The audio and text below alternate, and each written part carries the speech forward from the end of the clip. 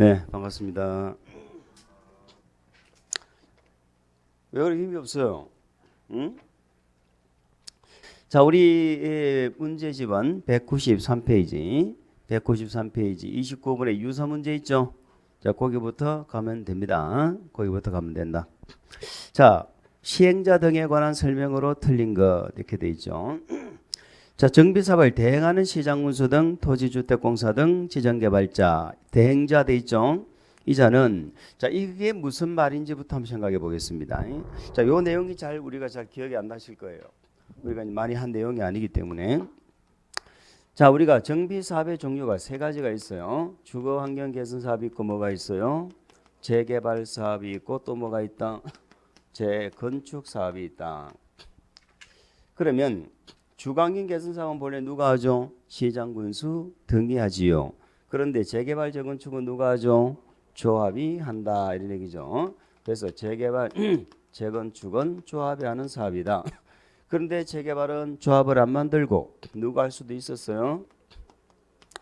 토지 등 소유자가 할 수도 있었죠. 물론 토지 등 소유자가 몇 명? 20인 미만일 때 그런 조건 꼭 기억하셔야 되겠죠. 얘들이 단독으로 해도 되지만 단독으로 안 하고 공동으로 할 수도 있었죠. 자, 공동으로 할 수도 있었습니다. 공동으로 할 때는 능력 있는 자고 해야죠. 공공, 민간, 건등신한 기억나죠? 건등신한, 여기는 건등. 자, 이렇게 하는 거예요. 얘들이 단독으로 하거나 얘들하고 뭐 한다? 공동으로 한다. 물론 공동할 때는 얼마에 동의받았어? 과반수 동의받았죠. 기억하셔야 되고. 그런데 이 재개발 재건축은 예외가 있다는 겁니다. 그 예외가 뭐예요? 얘들이 안 하는 게 예외죠. 얘들이 안 한다는 건 누가 하는 거야? 시장, 군수 등이 하는 거죠. 자, 시장, 군수 등이 직접 하거나 아니면 토지, 주택, 공사 등을 지정해서 할 수 있죠. 그래서 공공이 직접 하는 사유가 몇 가지가 있었어? 8가지가 있었죠. 예시는 재건축은 관계없다고 그랬어. 기억납니까? 그 다음에 공공이 아니고 시장, 군수 등이 누구를 지정해서? 지정개발자를 지정해서 할 수도 있죠. 요 사유가 몇 개가 있었어? 3개가 있었거든요. 3개가. 그러면 우리가 지금 이 얘네들이 직접 하는 사유가 요거는 무슨 사유라고? 8개 3개는 얘네들이 직접 사업을 하는 거야. 우리 공공재개발 공공재건축 들어보셨잖아. 그게 사실은 얘들이 하는 거거든. 공공이. 시장군수 등 토지주택공사 등. 그러면 과거에도 공공재개발 재건축이 있었다 없었다? 있었어. 8가지나. 있는데 지금 우리가 말하는 공공재개발 재건축은 요 8가지 사유에 해당이 안 되어도 대통령으로 정하는 뭐 일정한 사유가 있으면 얘들이 한다. 그게 공공재개발 재건축이야. 뭔 소리인지 몰라도 괜찮아. 어쨌든 얘네들이 직접 하는 사유가 있는 반면에 직접 하는 게 아니고 뭐 한다고? 대신하여 시행한다는 거죠. 요 사유가 2가지가 있어. 요 사유가.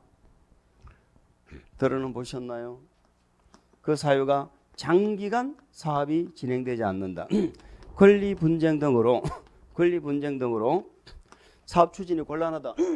이러면은 얘네들이 뭐 한다고? 얘네들이 대신해서 하는 거야. 자, 2번째 사유가 뭐가 있냐면 토지 등 소유자나 조합원들이 야야 우리 안 되겠다. 공공보고 해달라고 하자 하고 과반수가 뭐해서? 과반수가 동의해서 요청하면은 얘네들이 대신해서 할 수 있다 이 말이야. 우리 시험에 자주 다뤄지는 부분이 아니니까 우리가 기억이 잘 안 날 거야. 무슨 말인지 아시겠죠? 그러니까 얘네들이 대신해서 하는 사유가 이렇게 2가지가 있고 얘네들이 직접 하는 사유도 있다 이 말이야. 여기까지 어쨌든 이해가 가죠? 그런 얘기예요. 그럼 이렇게 대신해서 하는 경우를 얘기하는 거예요. 그 1번 지문이 그거야. 다시 한번 읽어볼까? 정비사업을 대행하는 시장군수 등 토지주택공사 등 지정개발자 얘들이 대행할 수 있죠. 이들은 시행자에게 청구할 수 있는 보수 비용, 이 말은 무슨 말입니까? 대신 일을 해줬으면 보수 받겠죠. 비용 청구하겠죠. 그 말입니다. 그걸 거기 상환에 대한 권리로서 시행자에게 귀속될 대지건축물을 뭐 할 수 있다? 압류할 수 있다. 압류. 우리 정비법 뭐를 좋아해? 압류. 여기도 압류한다는 겁니다. 나중에 뭐 이자까지도 다 받아요. 이자까지도 다 청구합니다. 대신해 주는 거야. 그럼 대신해 주는 건 사유가 요 2가지가 있다는 정도만 한번 익혀주세요. 2번 질문 봅니다.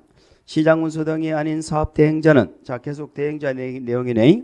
대행을 시장운수 등이 아닌 자가 하죠. 아닌 자가 누군데? 토지주택공사 등이나 지정개발자죠. 자 얘네들이 할 때는 시행자에게 재산상 부담을 주는 행위를 하려는 때에는 시장운수 등의 승인을 받아야 된다. 자 보세요. 칠판을 보세요. 직접 한다는 건 얘네들이 직접 시행자가 되는 거지. 그러면 조합은 필요 있어 없어? 없지. 그래서 이 경우는 추진위원회 승인, 조합인가는 취소된 것으로 본다. 아시겠죠? 얘를 지정하면 자 대행한다는 건 조합이 있어 없어? 있지. 그건 조합은 살아있고 일만 얘들이 대신해 주는 거야. 일만. 자 누구 이름으로 한다고 그래서 얘들 이름으로 대행자 자기 이름으로. 계산은 누구 계산으로? 시행자 계산으로. 아시겠죠? 시행자 계산으로 하는 게 그게 대행자 제도예요. 그러면 2번 읽어봅니다. 2번 했죠. 이제 시장군수 등이 아닌 자는 재산상 부담을 주는 행위를 하죠. 시행자한테 조합한테. 이럴 때는 시장군수 등이 뭘 받으라고? 승인. 3번 주거환경 개선사업 시행자가 임시 거주를 위하여 지방자치단체의 건물을 일시 사용하고자 신청하는 경우 지자체의 장은 지자체는 제3자와 이미 매매 계약을 체결하였더라도 이를 거절할 수 없다. 이 내용을 들어보셨죠? 우리가 정비사업하면서 제일 문제가 뭐예요? 공사하는 동안에 어딘가 가 있어야 될 거 아니야? 공사하는 동안에. 그러면 임시거주 등 이런 시설을 설치 의무가 있는 것은요. 재건축은 관계없다. 이걸 기억하셔야 되는 거야. 재건축은 개인사업이죠. 그럼 재건축은 사업하는 동안에 어디 가 있어야 돼? 안 가 있어야 돼? 가 있어야지. 그거는 어떻게 한다고? 자기들이 알아서 결정하는 거야. 자기들이. 아시겠죠? 자기들이 알아서 결정하는 것이고. 근데 주거환경이나 재개발은 우리 정비법에서 의무를 두고 있는 거야. 임시거주 시설 설치 등 이런 대책을 마련하라고. 무슨 말인지 아시겠죠? 그럼 임시거주 시설은 시설 설치는 공익성이 있다 없다? 아주 많지요. 그러니까 공익성이 없는 재건축은 관계가 없는 거예요. 그걸 기억하는 게 포인트야. 재건축은 관계없다. 그러니까 요즘은 주거환경 개선 사업이니까 해당되는 거죠. 마련해야 된다. 이런 얘기입니다. 그리고 이런 임시거주시설 설치를 위해서 국가지자체한테 만약에 국가지자체뿐만이 아니고 공공단체 개인의 것도 일시 사용할 수 있죠. 할 수 있는데 국가지자체는 특히 거부도 못한다는 거야. 빌려달라 그러면. 뭐 말인지 아시죠? 대통령 영의 정하는 사유가 없으면 거부도 못한다 이 말이에요. 그리고 특히 국가지자체는 공짜죠. 공짜. 대부료는 뭐다? 무료.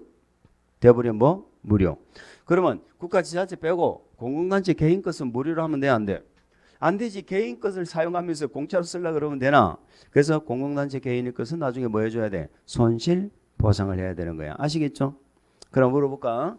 손실 보상은 국가지자체에 대해서는 손실 보상 의무가 있다 없다? 없는 것이요. 국가지자체 거는 무료고 공공단체 개인의 것은 손실 보상을 해야 되는 거예요. 그런 내용이에요. 그래서 이걸 한두 번 뭐 들어보신 분은 아무도 안 틀려. 그리고 한 가지 더. 만약에 사용했으면 국가지자체 거든 공공단체 개인 거든 원상회복을 시켜줘야지. 그 원상회복은 공사 끝나고 며칠? 30일 이내 원상회복 시켜준다. 이런 내용이 있어요. 아시겠죠? 임시거주 시설 설치 의무입니다. 그러면 요 3번 질문은 뭐냐? 자, 국가지자체는 빌려줘. 그러면은 거부를 못하는데 거부할 수 있는 사유가 대통령이 있다 이 말이에요. 세 가지가.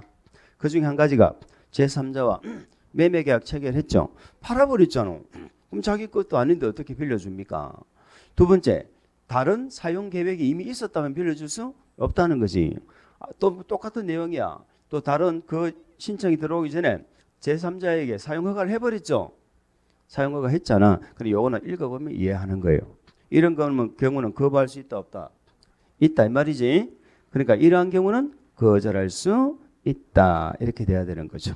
그래서 없다고 그래서 틀렸다. 이런 내용은 뭐 의심 자주 물어봐요. 우리 시행자의 의무로서. 4번 봅니다. 시행자는 선정된 시공자와 공사에 관한 계약을 체결할 때는 기존 건축물의 철거 공사에 관한 사항을 포함시켜야 된다. 들어보셨죠? 이제는 시공자와 철거업자가 같다는 겁니다. 시공계약 체결하면서 철거계약을 같이 체결한다. 5번 시장운수 등은 재개발 사업 밑줄 한번 줘볼까요? 재개발 사업의 시행인가를 하는 경우 해당 정비사업 시행자가 밑줄 그어야죠. 지정개발자, 괄호 안에 지정개발자 중에서도 누구? 토지 등 소유자, 제일 믿음성이 떨어지는 놈이죠.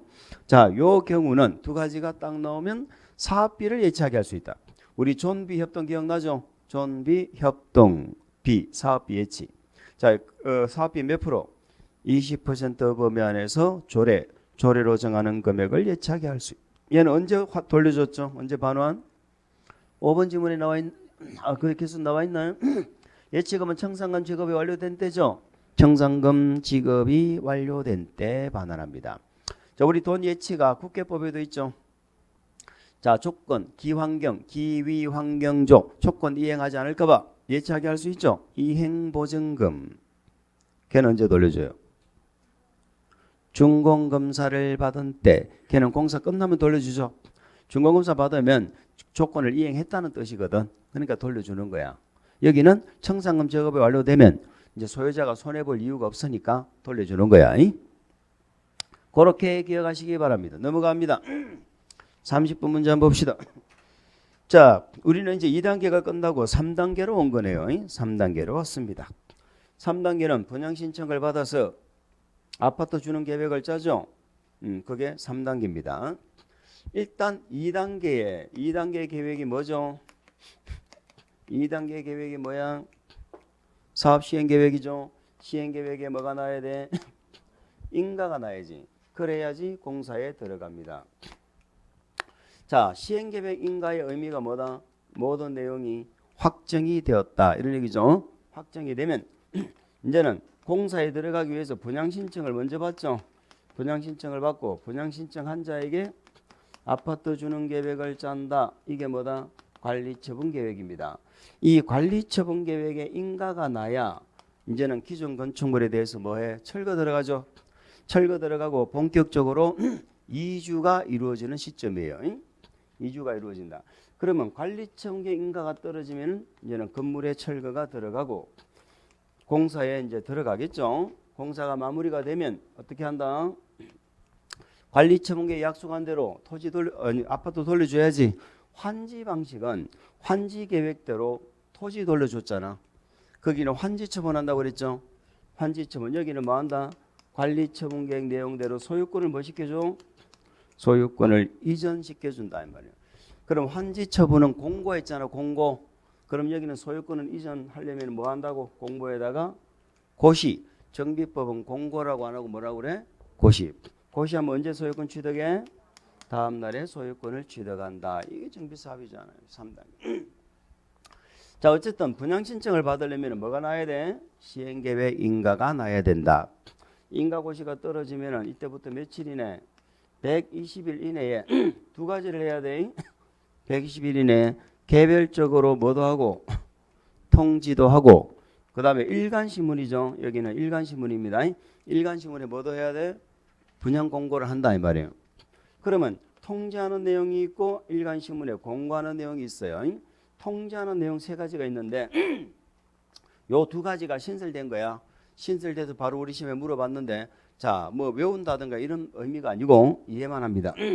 개별적으로 통지하는 내용은 돈과 관련돼서는 개별 통지합니다. 돈과 관련된 거. 그 다음에 분양 신청 기간 있죠. 분양 신청 기간은 나만 알아야 돼? 다 알아야 돼? 다 알아야지. 그러면 공고하는 내용에도 분양 신청 기간이 있다 없다? 요거는 이제 양쪽에 다 있는 거야. 근데 돈과 관련된 것은 공고하는 내용이에요? 개별 통지 내용이에요? 개별 통지. 그 돈이 뭐다? 내가 종전에 가지고 있던 아파트 가격. 요걸 알려줘. 자, 여기만 오면은 우리가 늘 강조하잖아. 내가 가지고 있던 종전의 아파트 가격은 감정평가겠죠. 그 감정평가를 언제를 기준으로 해? 언제 기준으로 해? 사업 시행 인가고시 이 시점을 기준으로 한다고. 이때가 사업이 뭐가 되는 시점이라고? 확정되는 시점이잖아. 이 시점을 기준으로 해서 아파트 가격 평가하는 거야. 종전에 내 아파트 가격 이제 잊으면 안 돼요. 기준 많이 했잖아. 이 시점을 기준으로 해서 평가한 아파트 종전 아파트 가격을 알려줘. 두 번째 뭐 알려줘? 내가 분양 신청했을 때 내가 부담해야 되는 분담금 내역 있죠? 분담금. 계략적인 분담금 알려준다는 거야. 아파트 분양 신청하면 얼마 정도 돈이 더 든다는 걸 알려준다고. 아시겠죠? 그래, 이걸 알려준다는 게 상당히 의미가 있는 거예요. 요거 하나 우리가 참고를 한다는 거예요. 그러면 이 분양 신청 기간은 어떻게 정했어? 통삼육 기억나죠? 통지한 날로부터 30일 이상 60일이래죠. 물론 관리처분 계획 작성에 지장이 없으면 연장도 가능했죠. 20일 범위 안에서 딱 한 번 연장이 된다. 이런 내용도 있었고, 자, 요건 뭐 요 숫자는 우리 시험에 거의 물어본 적이 거의 없어요. 거의 중요하진 않아. 어쨌든 분양 신청 기간 내에 분양 신청 하잖아. 한 사람한테는 아파트 주는 얘기 나오겠지. 분양 신청 기간 내에 분양 신청 안 하지. 했다가 철회도 가능해. 철회. 기간이 끝나기 전에는 철회됩니다. 했다가 철회할 수도 있지. 이런 자를 우리는 분양 안 받는 자라고 하는 거야. 안 받는 자. 그런데 받고 싶어도 못 받는 자도 있어.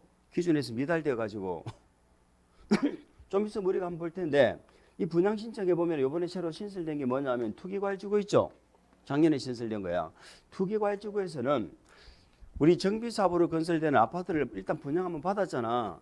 분양 대상자 선정일로부터 5년 안에는 투기과열지구에서는 분양 신청을 못 해요. 아시겠죠? 그럼 그런 자들은 분양 신청하고 싶어도 못 하잖아. 그런 자들에게는 보상해서 돈 줘서 내보내야 된다 이 말이에요. 뭐 말인지 알아요? 그래서 보상하는 내용이 나와. 손실 보상하는 내용이. 그러니까 분양 신청 파트에서는 그런 것들을 좀 공부해야 돼. 그런 것들을. 문제 나오면 설명드릴 거야. 안 나오면 통과할 거고. 아시겠죠? 자, 그 다음에 분양 신청 한 자에게 뭐 한다고? 관리처분계획을 작성해. 관리처분계획을 작성해서 뭘 받아? 인가 받는 거야. 우리 정비법에 인허가 관청은 예외가 없지. 전부 누구? 우리 정비법에는 인허가 관청이 전부 누구야?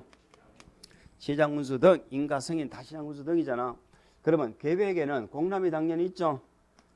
계획에는 공람이 있잖아. 그러면 여기 공람은 며칠이지? 30일이죠.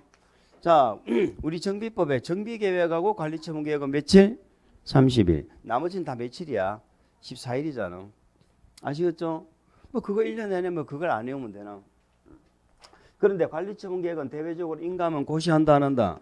고시를 해요. 고시를. 그래, 관리처분계획이 나왔을 때 효과를 우리는 몇 가지 공부했어? 4가지를 공부했다 이 말이에요. 첫 번째 뭘 공부했어? 이때부터 건축물에 뭐가 들어가? 철거. 두 번째 철거하니까 사용할 수가 있어 없어? 사용 수익이 안 되죠. 세 번째 사용 못하니까 지상권 등을 계약을 뭐 할 수 있어? 해지할 수 있죠. 이는 사용 못하는데 뭐 전세금 올려달라 깎아달라 이런 거 있을 수 없죠. 계약 해지입니다. 그 다음에 관리처분계 인가 떨어지면 철거 들어가고 본격적으로 여기부터 뭐 한다고? 이주한다고. 이주 이제 이사 가야 돼. 그래서 이때부터는 관리처분계가 딱 떨어지죠. 그럼 민법, 주임법, 상임법에 최단 존속기간 있죠. 최단 존속기간 적용해 안 해? 요 4가지. 특히 요 1번, 2번은 예외가 있다는 걸 기억하셔야 돼. 철거는 관리처분 인가 나야 되잖아. 그런데 인가하기 전에 철거는 예외 있다 없다? 있다. 기억나죠? 기존 건축물에 붕괴 등 안전사고 우려가 있으면, 범죄 발생 우려가 있으면 철거할 수 있잖아. 이럴 때 요 예외는 철거할 때는 반드시 기존 건축물 소유자의 뭘 받고, 소유자의 뭘 받고, 시장문수 등의 뭘 받고, 허가 받고 철거한다. 요거 하나 기억하면 되고. 그 다음에 사용수익도 할 수 있는 예외가 있지. 사용수익은 시행자의 뭘 받으면, 시행자의 동의 받으면, 아니면은 손실보상이 완료되지 않았죠. 손실보상이 완료되지 않았다. 이런 경우는 사용할 수 있는 예외가 있다 하는 것을 우리가 기억한다. 4가지. 그 다음에 관리처분 계획에는 또 뭘 공부해야 돼? 관리처분 계획 내용도 한번 잡아야지. 관리처분 계획이 뭐 하는 계획이요? 아파트 분양하는 계획이라니까. 그래서 분양 설계지. 응? 분양 설계는 언제를 기준으로 분양 설계해요? 응? 말 좀 해봐. 언제를 기준으로 해? 분분만이라고 그랬잖아. 분분. 꼬마 자동차 분분. 분양 신청 기간이 만료된 날을 기준으로 한다고 그랬잖아. 두 번째. 아파트 분양하는 계획이니까 분양 대상자가 나와야 돼, 안 나와야 돼? 분양 계획자 하면서 분양 대상자도 안 넣으면 되나? 분양을 누가 봐? 분양 대상자 나와야지. 분양 대상자의 주소하고 뭐하고? 성명. 당연히 나와야죠. 얘는 소유자죠. 소유권만 나와. 소유권이 아닌 권리도 나와. 종전 토지 건축물에 대한 소유권. 외의 권리 명시도 나옵니다. 자, 소유권이 아닌 권리 명시라는 게 뭐예요? 내가 만약에 새로운 대지나 건물을 받았잖아. 그러면 소유권만 넘어가는 게 아니에요. 종전 토지 건물에 있던 소유권이 아닌 권리들도 넘어온다고. 대항력이 있는 것은 뭐만 줄 알아요? 그 명시를 다 작성한다 이 말이야. 여기에 무슨 권리가 있나? 아시겠죠? 그 다음에 나머지는 전부 뭐예요? 나머지는 전부 뭐야? 5개를 적어놨는데 나머지는 돈이야. 돈. 돈인데 요 2개는 분양 예정인 돈이야. 예정. 분양 예정이야. 분양 예정은 정확한 가격이다. 추산액이다. 추산액이지. 4번은 조합원들에게 분양하는 예정.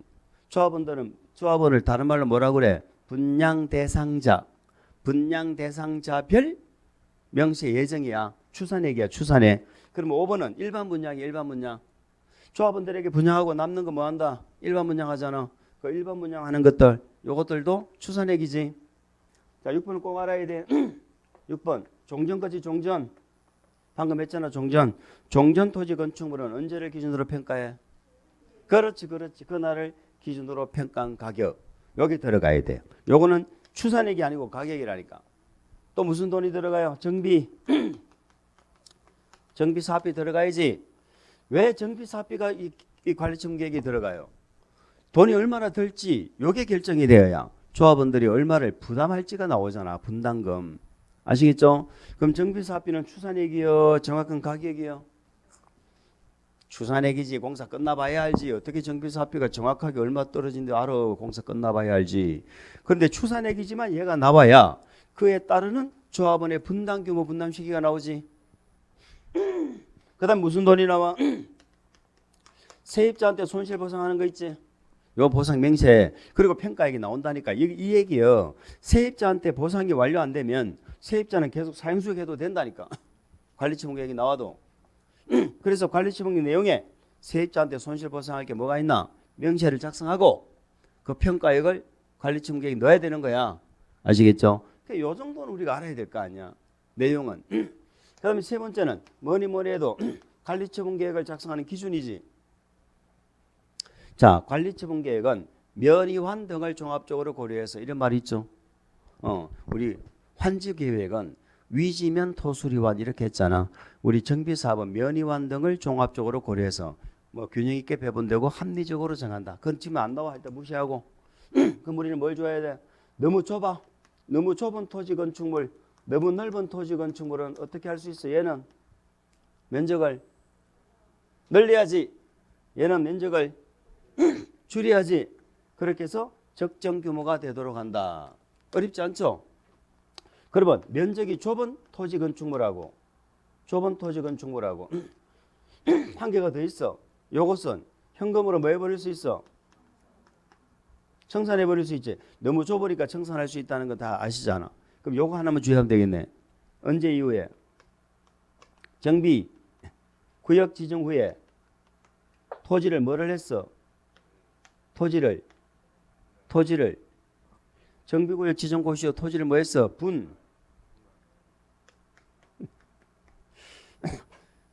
분할된 토지를 취득한 거야. 분할된 토지를 취득한 자. 이자는 조합을 안 된다니까. 청산 대상이라니까. 이해해요? 그럼 정비구역 지정돼서 분할하지 않고 사고 파는 건 얼마인지 할 수 있잖아. 산 사람이 조합원이 되는 거야 나중에. 근데 쪼개서 취득하면 안 된다고. 정비구역 지정하고 나서. 근데 안 쪼개도 조합 인가가 나고 나서는 내가 집이 10채가 있어도 조합 인가 났잖아. 조합은 몇 명이야? 한 명이라니까. 나는 한 채만 받고 나머지는 현금 청산 당하는 사람이야. 조합 인가가 있고 나서 나한테 집 산 사람은 조합은 안 돼요. 근데 조합 인가는 아직 안 났어. 안 나면 얼마인지 사고 팔 수 있잖아.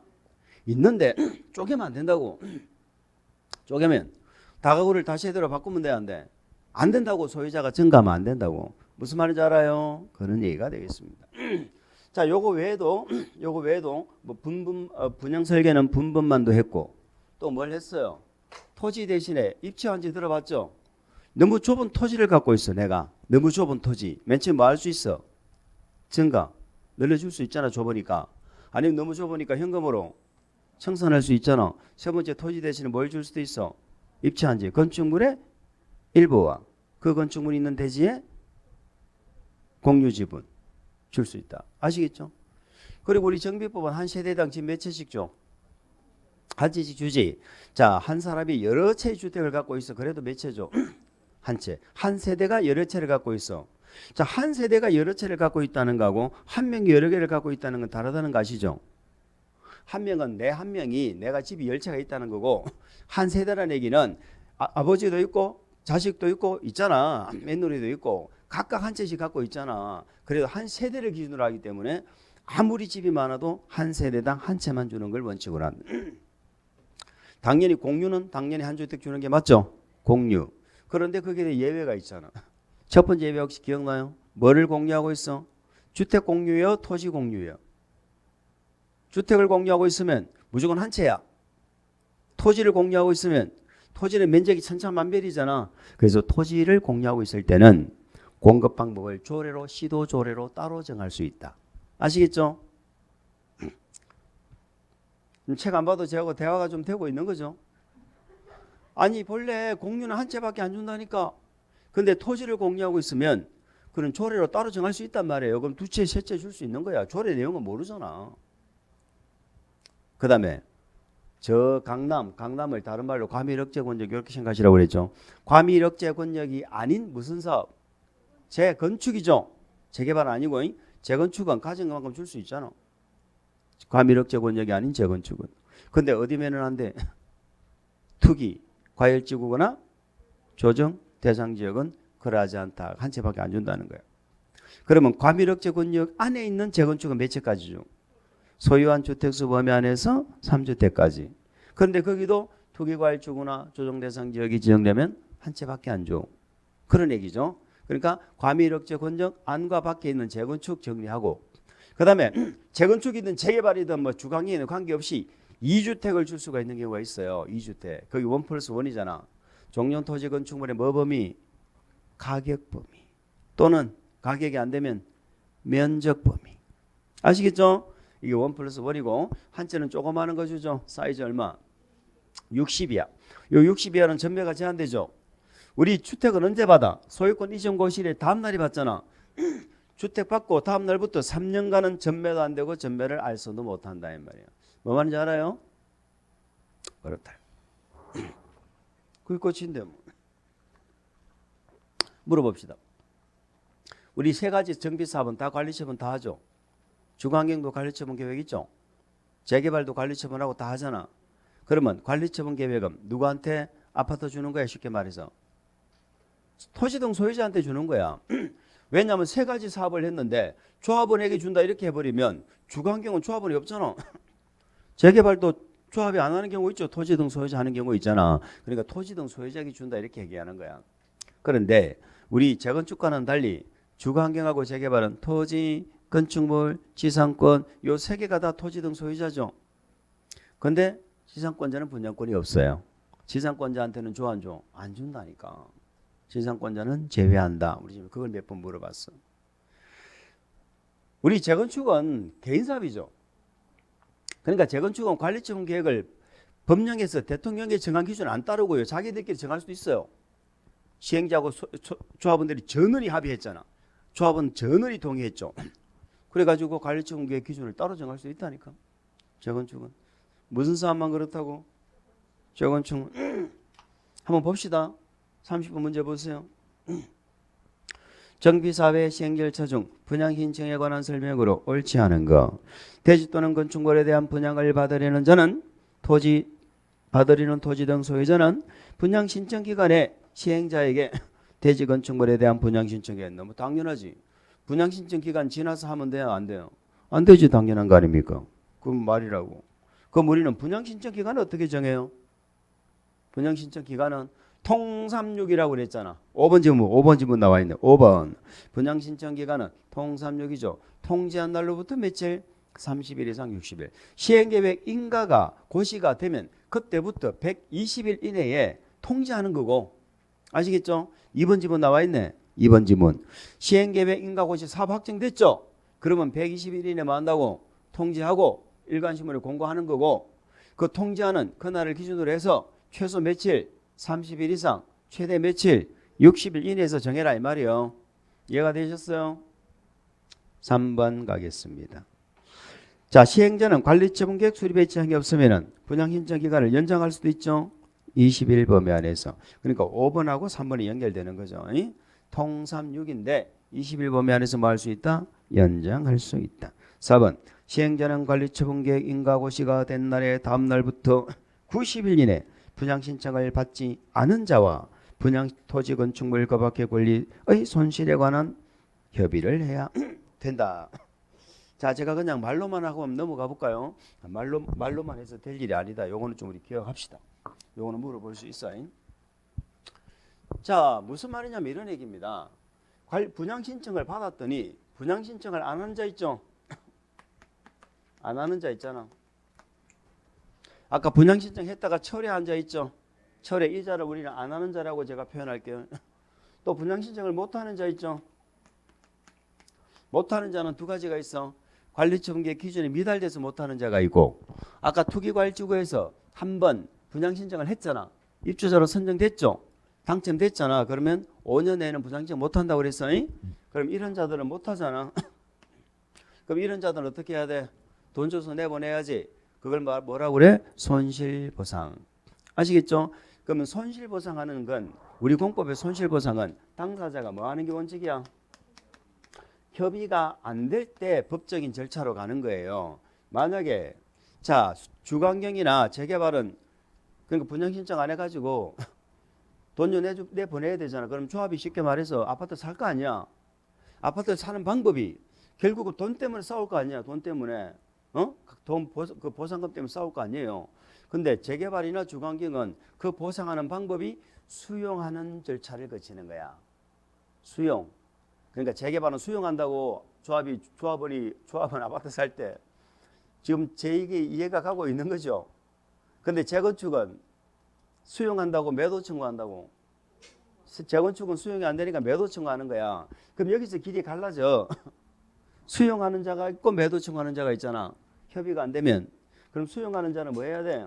수용 재결 신청을 하는 거야. 재결 신청 많이 들어봤지? 공시법은 1년인데 우리 계획사업은 시행기간 안에 했잖아. 그러면 요거는 공시법 규정에 의해서 재개를 해야 되는 거야. 근데 만약에 재건축은 협의가 안 되면 매도 청구해야 될 거 아니야. 매도 청구. 그러면 재건축은 매도 청구 소송을 제기해야 되는 거야. 그러니까 여기서 수용하는 자는 협의가 안 되면 수용 재결 신청. 자, 재건축은 매도 청구 소송 제기하는 거야. 그러니까 어디까지는 원칙이 뭐가 원칙이야? 협의. 협의가 원칙인데 이 협의를 언제까지 하라는 거예요? 관리처분계획 인가 고시가 있었는 날에 다음 날부터 90일. 여기서 보상은 전부 다음 날에 키워드야. 자, 방금 읽은 그거 밑줄 그어서 기억하세요. 다음 날부터 며칠? 90일 이내에 협의를 하라는 얘기입니다. 이해가 되셨어요? 그러면 90일 이내 협의 안 되네? 관리처분 인가 고시일이야. 그걸 기억해야 돼. 관리처분 인가 고시일에 다음 달부터 90일. 협의 안 되네. 그럼 재결 신청하거나 매도 청구 소송 제기해야 될 거 아니에요. 이걸 기간이 끝났잖아. 기간이 끝난 날에 다음 날부터 며칠? 60일 이내 60일 내에 수용 재결 신청하거나 매도 청구 소송을 해라 이 말이에요. 요 정도는 기억하자 이 말이에요. 아시겠어요? 그래서 4번 지문이죠. 관리처분계획 인가 고시일의 다음 날부터입니다. 다음 날부터 며칠? 90일 이내에 분양 신청하지 않았다. 뭐 못하는 자 등등 이런 자들에게는 자 보상을 해야 되는데 보상에 관해서 뭘 하라고? 협의가 안 되면 어쩐다고? 60일 이내에 기간이 끝난 날이 다음 날부터 60일이야. 다음 날부터 60일 이내 수용 재개를 신청하거나 매도 청구 소송을 제기해야 된다. 90일, 60일 요거 좀 기억하자.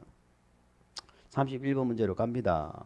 정비사업에 관한 설명 중 틀린 것은 재건축 사업 시행전은 사업 시행계획 인가고시가 있은 날. 자, 사업 시행계획 인가고시는 확정된 거잖아. 날부터 30일 이내 조합 설립에 동의하지 아니한 자에게. 우리 매도 청구 들어봤죠? 매도 청구는 제가 매도 청구 당하고 말을 사고 이런 얘기 했잖아. 그러면 그 말을 사가지고 내가 문제가 된 이유가 뭐예요? 시행계획 인가도 안 났는데 조합 인가만 나고 나서 내가 매도 청구 당해서 그런 거야. 시행계획 인가 나서 무조건 사업 들어오잖아. 수용 들어오면은 이때부터 수용 들어오고 수용도 시행계획 인가고시가 있으면 수용하거든. 매도 청구도 이때부터 하는 거야. 매도 청구 절차가. 그래서 조합 설립 인가하면 안 돼. 시행계획 인가고시가 있은 날부터 며칠? 30일 이렇게 가야 되는 거예요. 이해되셨어요? 그러면 내가 조합에 동의 안 하면 난 조합은 안 되죠. 그래서 동의할래 안 할래 하고 회답을 뭐 한다고? 촉구한다고 그랬죠. 회답을 촉구. 그 말 나온 김에 얘기해 봅시다.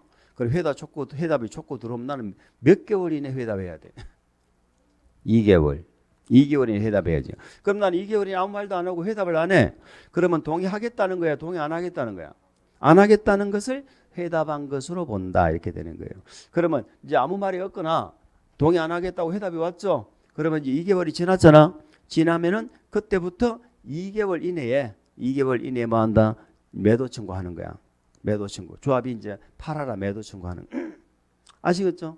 그거야. 30일, 2개월. 근데 30일 언제부터 30일이라고? 시행계획 인가고시. 조합 인가가 아니라니까. 조합 인가가 아니요. 요거 신설되고 아직 우리 시험에 안 나왔어. 2번 재건축 사업 시행 시 시행자 또는 추진위원회는 토지분할 협의가 2번 지문은 몰라야 됩니다. 3번 지문 보세요. 주관기 계산 빗줄. 자, 건축허가 받은 때 부동산 등기 허가 동그라미 등기 동그라미. 주택도시기금법에 국민주택 채권 나오죠 밑줄. 자, 우리가 건축허가를 받습니다. 아니면 무슨 영업허가를 받습니다. 우리가 집을 사서 등기를 합니다. 아시겠죠? 차를 사서 등록을 합니다. 등등할 때는 채권사죠. 그러면 이 국민주택 채권이라는 걸 사야 돼. 집을 사고 건축허가 받고 할 때는. 그런데 우리 주거환경 개선 사업은 달동네죠. 달동네 개선 사업에 따라서 허가를 받거나 등기할 때는 이 국민주택 채권 안 산다 이 말이에요. 아시겠죠? 그러니까 이 국민주택 채권 규정을 적용하지 아니한다는 것은 무슨 사업에서 얘기다? 주거환경 개선 사업. 이걸 기억하시라는 거예요. 다른 사업은 사는 겁니다. 4번 사업 시행자 추진위원회는 토지 분할 5번도 몰라도 됩니다. 우리 시험에 한 번도 안 나온 것은 안 봐도 돼요. 5번 지문도 우리 시험에 출제된 적 없습니다. 안 봐도 됩니다. 32번 문제입니다. 정비사업을 시행함에 있어서 수용 등에 관한 설명으로 틀린 거. 수용하면 벌써 뭔가 탁 떠오르죠. 무슨 법 준용? 이 법에 없으면 공시법 준용. 그리고 이 법에 있는 거 세 가지. 사업 인정을 받은 것으로 본다. 언제? 방금 했잖아. 매도 청구든 수수용이든 사업 시행계획 인가고시가 있어야 된다고. 그때 사업 인정 받은 걸로 보지. 재결 신청은 언제까지 하면 돼? 시행기간 내에 하면 되지. 우리 정비사업은 사전 현금 보상 안 하고 사고 현물 보상이 가능하죠. 준공인가 받고 현물 보상 아파트 줄 수 있다. 그 정도 기억나잖아. 1번 시행자는 정비구역에서 정비사 괄호밖에 정비사업을 시행하기 위하여 공치법에 따른 토지 물건 그 밖의 권리를 취득하거나 사용할 수 있습니다. 그런데 중요한 것은 1번 그 괄호죠. 괄호가 중요한 거예요. 무슨 사업? 재건축. 재건축은 수용이 아니고 매도 청구 인정하죠. 그러면 재건축은 어떤 경우만 수용을 인정한다? 천재지변. 아시겠죠? 우리 정비법의 만능인 천재지변 아닙니까? 2번 공치법을 준용하는 경우 언제? 시행계획 인가고시죠. 이게 중요한 거잖아. 시행계획 인가고시. 자, 우리 계획사업 3개는 다 사업인정 받은 걸로 보죠. 시설사업도 실시계획 고시잖아. 실시계획. 여기도 시행계획이고 개발사업만 언제예요? 세부 목록고시잖아. 세부 목록고시 개발사업만. 기억나시죠?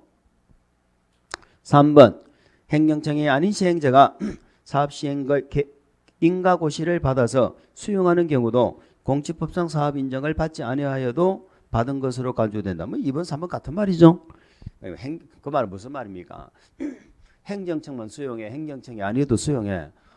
다 하지. 뭐 다 수용 방식에서 수용 못하면 되겠어요. 4번 대지 또는 건축물을 현물 보상할 수 있죠.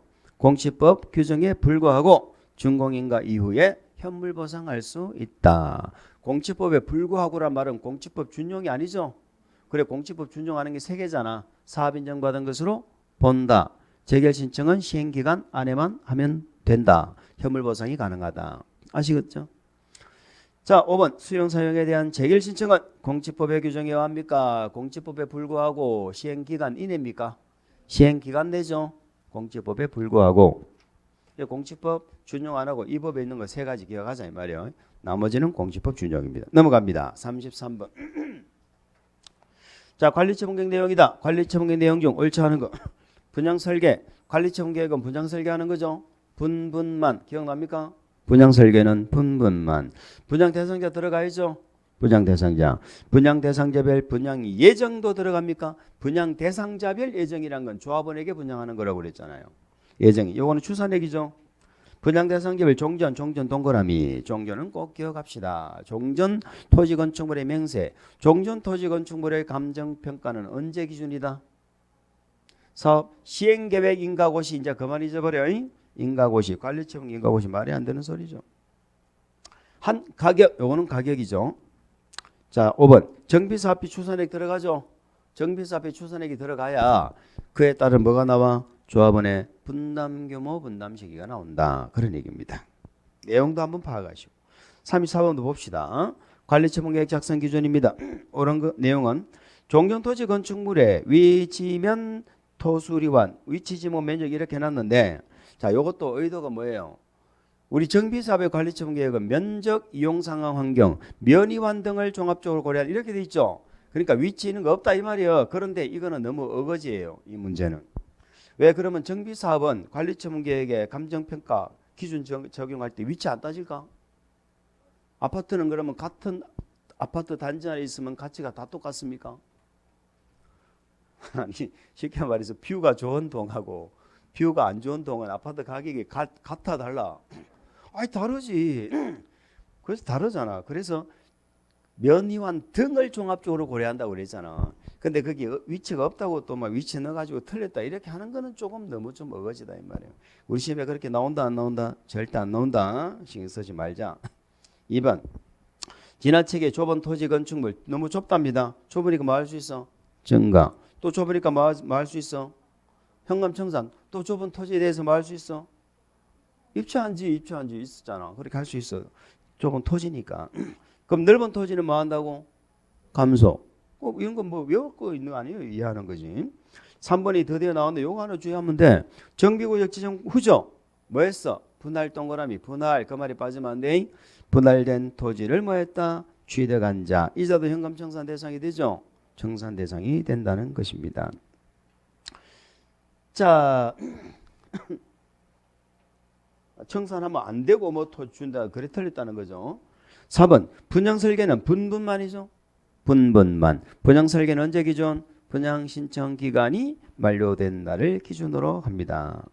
5번 1세대 또는 한 명이 하나 이상의 주택 또는 토지를 소유한 경우 정비법은 아무리 많이 갖고 있어도 한 주택을 주는 게 원칙이죠.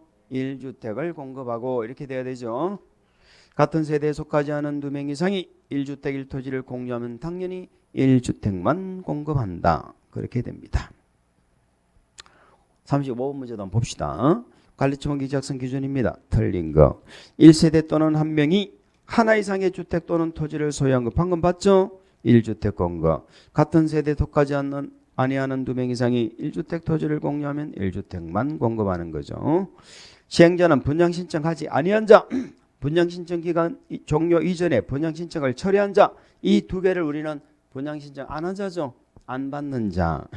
그 다음에 분양 신청할 수 없는 자 또는 관리처분계획에 따라서 분양 대상에서 제외된 자, 요 두 개가 못 받는 자. 요 두 개가 못. 그런데 분양 신청할 수 없는 자 이렇게 적어놨는데 그게 누구예요? 아까 투기과일지구에 5년 이내는 분양 신청 못 받는다고 그랬잖아. 걔를 말하는 거야. 아시겠죠? 어쨌든 안 받든 못 받든 이 자들은 뭐 해야 돼? 손실보상해야지. 아까 한 거예요. 보상하려면 협의해야지. 협의는 언제까지? 관리처분계획 인가 고시가 있은 날에 다음 날이죠. 다음 날 빼먹으면 안 돼. 다음 날부터 며칠? 90일 이내에. 그걸 기억하는 겁니다. 토지 건물과 밖에 권리의 손실에 대한 협의를 하고 다만 시행자는 또 거기 다음 날 하나 더 나와 분양 신청 기간 종료일의 다음 날부터 다음 날 동그라미 협의를 시작할 수 있다. 그러니까 분양 신청 기간이 끝났죠. 그럼 분양 신청 했는지 안 했는지 결판 났잖아. 그 다음 날부터 협의 시작한다고 해서 언제까지 협의를 마치라는 거야? 관리처분계획 인가고시일의 다음 날부터 90일까지. 그러면 협의가 안 되면 어떻게 한다고? 다음 날부터 60일까지 수용 재결이나 매도 청구 소송을 제기한다. 이해됐죠? 3번 과밀옥적 언역에 위치하지 아니한 재건축입니다. 토지 등 소유자는 어떻게 한다? 소유한 주택수만큼 공급할 수 있죠. 근데 괄호 안에 투기과일지구나 조정 대상 지역이라면 제외한다. 그렇게 돼 있죠. 4번 과밀옥적 언역에 위치한 재건축이라면 어떻게 된다? 소유한 주택수 범위 안에서 몇 주택?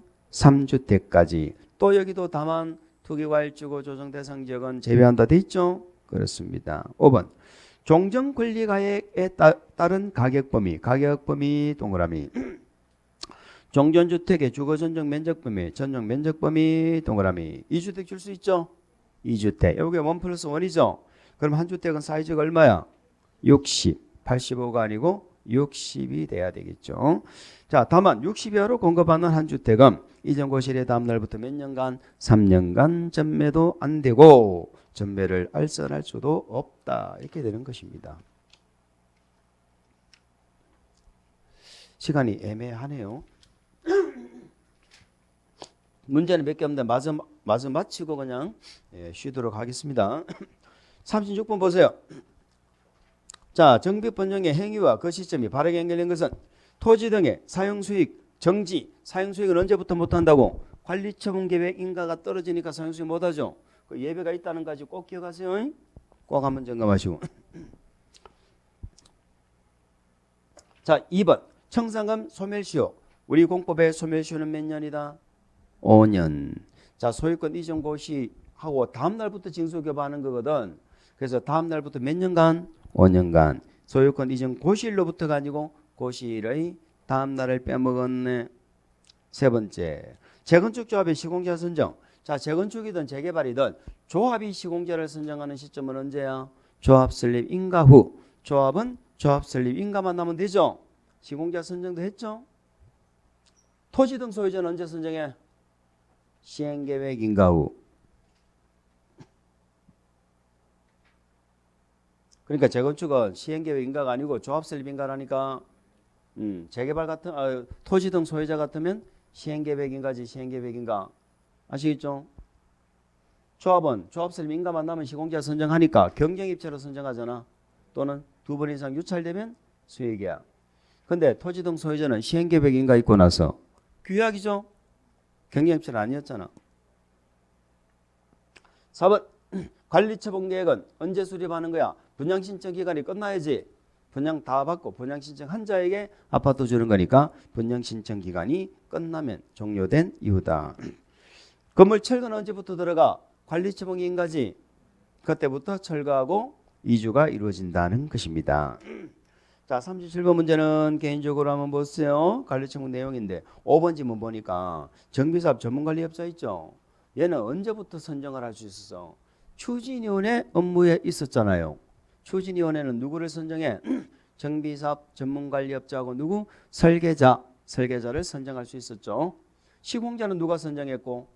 조합인가가 나야 된다고 그랬잖아. 38번 봅니다. 관리처분계획에 관한 설명으로 옳은 것을 모두 고른 것은 분양신청을 하고자 하는 자는 분양신청 기간 내에 당연하죠. 시행자에게 대지건축물에 관한 분양신청을 해야 되겠죠. 분양신청 기간 내에 하는 거죠. 시행자는 관리처분계획 인가를 받기 전에 관계서류 사본을 14일 이상. 관리처분계획은 공란기간이 며칠이더라? 30일. 정비계획하고 관리처분계획은 30일. 시행자는 분양신청 기간 종료된 때는 분양신청 현황을 기초로 관리처분계획을 수립하여 분양신청 기간이 끝나야죠. 현황을 기초로 관리처분계획을 수립하여 시장군수 등이 인가받는다. 맞아요. 맞지? 관리처분 계획은 인가받는 거 맞잖아. 분양에 관한 설계는 그럼 말 나왔으니까 디귿 얘기해 볼까? 인가받은 사항을 변경 중지 폐지할 때 어떻게 한다? 다시 인가받지? 경미한 변경은 정비법에 인가받은 사항의 경미한 변경은 전부 뭐야? 신고. 정비법에 인가받은 사항의 경미한 변경은 다 신고야. 경미한 게 뭔지 몰라서 그렇지 그건 알아야 될 거 아니에요. 리얼 분양에 관한 설계 아까 있죠? 분만 분양 설계는 언제? 분양 신청 기간이 만료된 날. 분양 신청 기간이 만료된 날 기준으로 하죠. 과밀억제 권역에 위치하지 아니한 재개발 토지 등 소유자. 재개발은 관리처분 계획이든 아니든 관계 있어 없어? 없어. 재개발은 재건축일 때 관리처분 계획 과밀억제 권역이 아니면 가진 것만큼 과밀억제 권역이면 소유한 주택 수 보면 3주택 나오지. 재개발은 관계 없어. 근로자 숙소 기숙사 용도로 주택을 소유하고 있는 토지 등 소유자. 국가 지자체 토지주택공사 등. 자 그러니까 앞에 재개발 토지 등 소유자 빼고는 소유한 주택수만큼 줄 수 있죠. 주택수만큼 줄 수 있다. 재개발 토지 등 소유자는 한 주택이죠. 물론 1+1은 가능합니다. 됐습니다. 39번 문제 보세요. 자 권한자가 다른 것. 우리 정비법의 인허가 관청은 전부 누구다? 시장군수 등이다. 그죠? 근데 정비사업 전문관리업자는 시도의사한테 등록합니다. 시도의사한테 등록합니다. 그래서 참고만 하세요. 40분 갑니다. 정비사업에 의하여 조성된 대지 건축물에 대한 등기가 제한되는 기간으로 옳은 것은. 자 우리 정비법은 공사 끝나면 전부 바쁘죠. 등기 며칠 이내에 소유권 이전 고시일로부터 지체 없이. 그러면 지체 없이니까 이 소유권 이전 등기가 있을 때까지는 다른 등기 할 수 있다 없다? 없다. 이렇게 되는 거죠. 소유권 이전 이번에 소유권 이전 고시가 있는 날부터 다른 등기가 있을 때까지는 일절 다른 등기는 못합니다. 41번 소유권 이전 고시 효과입니다. 옳은 거. 시행자는 소유권 이전 고시가 있는 때에는 14일 이내 촉탁 신청합니까? 지체 없이 합니까? 지체 없이. 정비법은 바쁘다니까. 우리 개발법의 환지 등기는 환지 처분 공고하고 며칠 이내 14일. 그 14일을 가져온 거예요. 2번 종전토지 건축물에 대한 지상권, 전세권, 지역권 등은 분양받은 대지 건축물에 설정된 것으로 본다. 지상권, 저당권, 지역권 등은 돼 있는데 더 정확한 표현은 등기된 권리. 아시겠죠? 등기된 권리. 우리 얘네들은 물권이니까 당연히 등기가 됐겠지만 임차권 등도 등기가 돼 있다면 새로 받은 대지 건물에 넘어온다 이 말이죠. 근데 등기 안 되어도 대항력이 있는 권리가 있죠. 주택임대차보호법에 등기 안 돼도 되잖아. 뭐 하면 돼? 한번 하면 되지. 그 넘어와 넘어온다고. 대항력 있는 권리. 등기된 권리나 주택임대차보호법에 대항요건 갖춘 임차권은 새로 받은 대지 건물에 뭐한 걸로 본다? 설정된 것으로 본다. 이런 얘기죠. 그러면 이번은 왜 틀렸다는 거야? 지역권이 있다는 거야? 지역권은 넘어오는 권리가 아니죠. 우리 환지 방식에서는 우리 개발법은 지역권은 안 넘어온다고 명시를 해놓고 있죠. 우리 정비법 명시 규정은 없지만 당연히 안 넘어오겠죠. 3번 정비사업에 관하여 소유권 이전 고시가 있은 날부터 등기가 있을 때까지는 다른 등기 일절 못하죠. 예외가 없다. 저당권자는 물상대위 할 수 있습니까? 있지. 물상대위 하려면 청산금을 지급받기 전에 뭐 해야 돼? 압류. 소유권자가 취득하는 대지 건축시설은 도시개발법상 조성토지로 본다. 몰라도 됩니다. 5번지면 무슨 말인지 몰라도 환지 방식하고 비교해 놓은 건데 몰라도 됩니다. 5번지. 자 42번은 뭡니까? 우리가 이제 관리처분 인가 떨어지면은 사용수익을 못하니까 계약 해지할 수 있죠. 그럼 보증금 받아 나가야지. 그걸 뭐라고 그래? 금전 반환 청구권. 금전 반환 청구권은 시행자에게 청구할 수 있습니까? 있지. 시행자에게. 그럼 시행자는 대위 변제 대신 갚았죠. 그러니까 뭐 한다고? 구상. 구상이 안 되면 정비법 뭘 좋아해? 압류 좋아한다고 그랬잖아. 압류. 우리 개발법은 구상 안 되면 어떻게 했어요? 강제 징수했잖아. 그래 읽어봅니다. 1번 정비사업 시행으로 인하여 지상권, 전세권, 임차권 설정 목적을 달성할 수 없는 때에는 권리자는 계약을 해지할 수 있다. 맞죠? 계약을 해지할 수 있는 자가 가지는 전세금, 보증금, 계약상의 금전 반환 청구권은 시행자에게 행사할 수 있다. 금전 반환 청구권 행사로 해당 금전을 지급한 시행자는 토지 등 소유자에게 당연히 뭐한다? 구상. 시행자는 구상이 되지 아니하는 때는 해당 토지 등 소유자에게 귀속될 대지 건축물을 마을 수 있다. 압류. 자, 압류하는 권리는 뭐하고 동일한 효력? 저당권. 전세권 하면 안 돼. 저당권과 동일한 효력을 갖는다는 의미가 뭐예요? 경매 붙인다는 거잖아. 우선 변제 받는다는 거. 그럼 전세권도 경매 붙일 수 있어 없어? 있지. 근데 차이점은 뭐예요? 전세권은 용익물권이라니까. 지금 이걸 사용하겠다는 얘기가 아니잖아. 그죠? 사용하겠다는 얘기가 아니기 때문에 전세권과 동일한 효력이 아니고 저당권과 동일한 효력을 갖는다. 그런 얘기입니다. 자, 5번 질문은 관리처분 계획인가죠? 관리처분 계획인가 받으면 이제는 본격적으로 이주가 이루어지죠. 그런데 민법, 주임법, 상임법 일부 규정, 그 일부 규정이 뭔데? 최단 존속기간이죠. 그걸 적용해버리면 공사 못하잖아. 그래서 관리처분 인가를 받은 경우는 민법, 주임법, 상임법의 최단 존속기간을 적용한다 안 한다? 안 한다. 적용 안 한다. 43번 문제 안 보겠습니다. 보지 마세요. 44번도 그냥 안 보겠습니다. 우리 시험에 물어본 적 없어. 아까 정비사업 전문관리업자 등록은 누구한테 한다고 그래서? 시도지사. 45번 문제 봅시다. 정상금 등에 관한 설명으로 틀린 거. 대지 건축물을 분양받은 자가 종전에 소유하고 있던 토지 건축물의 가격과 분양받은 대지 건축물 가격 사이에 차이가 있다 이 말이죠. 그때는 청산해야지. 시행자는 언제 청산해? 소유권 이전 고시가 있은 후. 그걸 기억합시다. 소유권 이전 고시가 있은 후 청산금을 분양받은 자로부터 징수하거나 분양받은 자에게 뭐 해야 된다? 지급해야 된다. 그러면 청산금 지급 교부는, 지급이나 징수는 공사 소유권 이전하기 전에 하는 것이다. 소유권 이전 고시를 하고 나서 하는 거다. 소유권 이전 고시하고 나서 하는 거야. 소유권 이전 고시, 아파트 주고 청산해야지. 아파트도 안 주고 돈 얼마 돈부터 내놔라. 그러면 안 되는 것이요. 그잖아요. 소유권 이전 고시고. 그런데 말입니다. 그런데 2번 보세요. 2번이 아니네. 없네. 그런데 우리 정비법에도 만약에 뭘로 정한 후에는 정관 등으로 정한다. 정관 등으로 뭘 정할까? 분할 징수 지급을 정한다. 아니면 총회에서 의결했다. 총회에서 뭘 의결했어? 분할 징수 지급을 의결했겠지. 이럴 때는 본래는 아파트 주고 소유권 이전해 주고 청산하는 게 맞죠. 그런데 이걸로 정하면은 소유권 이전하기 전이라도 기간별로 관리청계 인가만 나면 기간별로 분할 징수 지급이 된다 안 된다? 된다. 그럼 나는 도저히 문서리 모르겠다면 원칙은 일시불인데 분할 징수 지급이 된다. 이렇게 요거 그렇게만 기억하자. 그렇게만.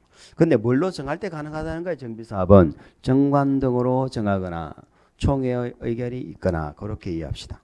자, 2번 볼까요? 종전에 소유하고 있던 토지 건축물의 가격과 분양받은 대지 건축물의 가격은 그 토지 건축물의 규모, 위치, 용도, 이용 상황, 정비사업비 등등을 종합적으로 참작하는 거 맞죠? 참작해서 정해라.